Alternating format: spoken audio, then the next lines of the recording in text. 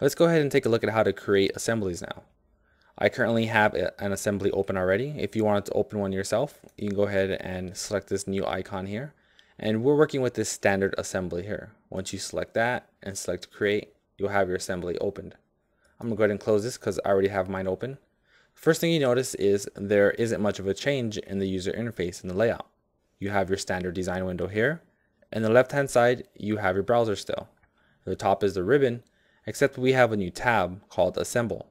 Now in order to create our first part, we're going to actually place one in because we already have one created.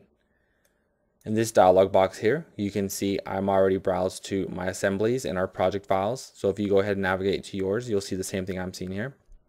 For starters, we're going to add this stage. If you're looking for something else more specifically and you had a long list of items, you could narrow it down by specifically picking one of these options here. But I'm going to make sure I do have stage selected, and I'm going to go ahead and hit open. And now by default, my item is attached to my cursor. I can go ahead and place it anywhere that I like. I'll select here. And notice I can also, again, place another one if I needed another instance of this same component. Currently, I only need this one, so I'm going to go ahead and hit escape.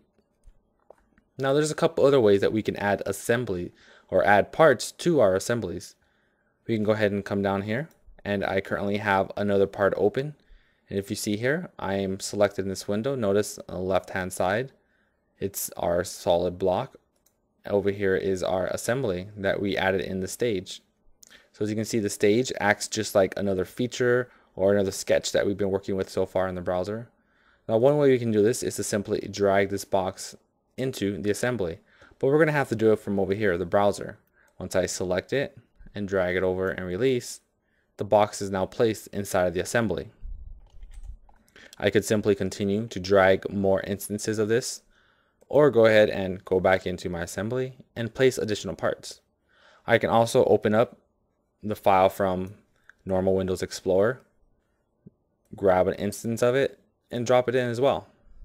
So I have various ways in order to add components into my assembly. I'll go ahead and expand this as my assembly, move these parts around just a little bit like so. And if, for instance, I actually did need another block, I can go ahead and grab the box and drag it back in again and create yet another instance of my part within the assembly. So there are multiple ways of getting your parts that you designed and placing them inside of your assembly. So whatever works for you in your design will probably be the best way to import your part into the assembly.